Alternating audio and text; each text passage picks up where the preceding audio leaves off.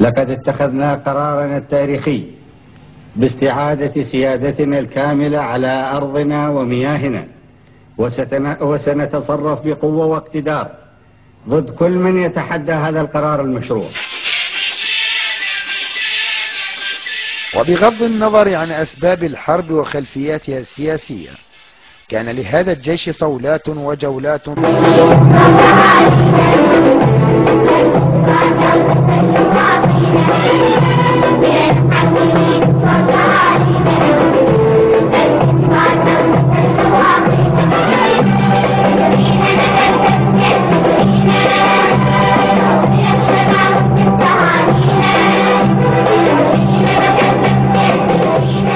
وفي العراق انتهت الحرب على إيران بمصالحة أطلق عليها الخميني كأس السم، فيما اعتبر صدام نفسه منتصرا.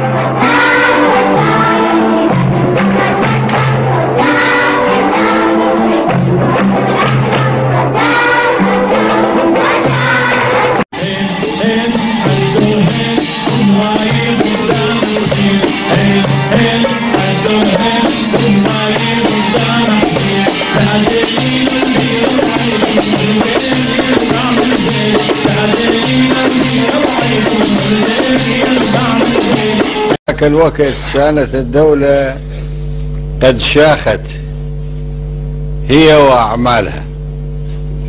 بهذا الوقت دولتكم شابة هي وأعمالها إن شاء الله سيدي. وجودك واحد جاي لا تكتب وراك جنود وراك القادة الأبطال إلههم عيون بإذن الله ورسوله النصر إليك معقول.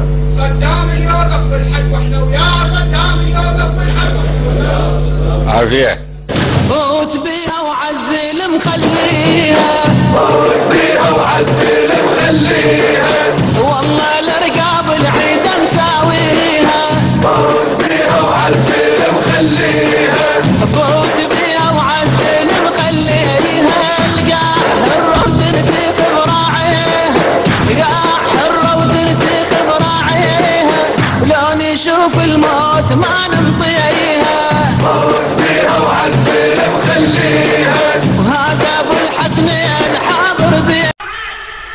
نعطي الدم نهراني، نهران خاضوها ونحن لها، إن استمرت 25 فهي سيالي، سيال مهما طال الحرب مركبنا، نزف باقات ونبني الخلد بنياني، يا صقر العراق رفرف.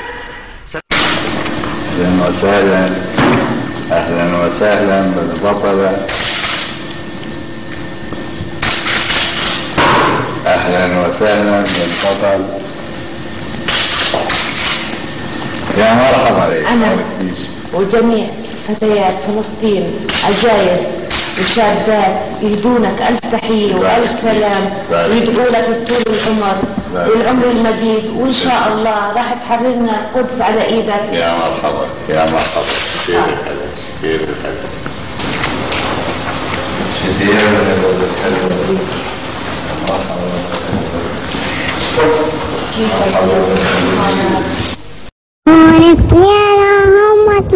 بابا صدقت كل واحد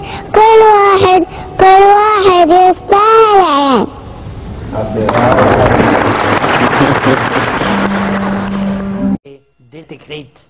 احنا ورفاقنا،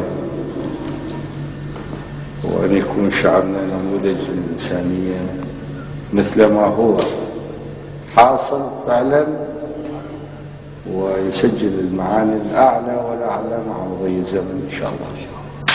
أشكرك. نحب نفرح إن شعبنا يقول عنا شيء زين، بس نفرح أكثر لما نعتقد أنه بعد 500 سنة أو 600 سنة أو 400 سنة راح يقال عنا وإحنا في ذمة التاريخ يقال عنا شيء إيجابي. وأظن مثل هذا الطموح مشروع ما حد يزعل علينا ولا حد يعتبره طموح غير مشروع.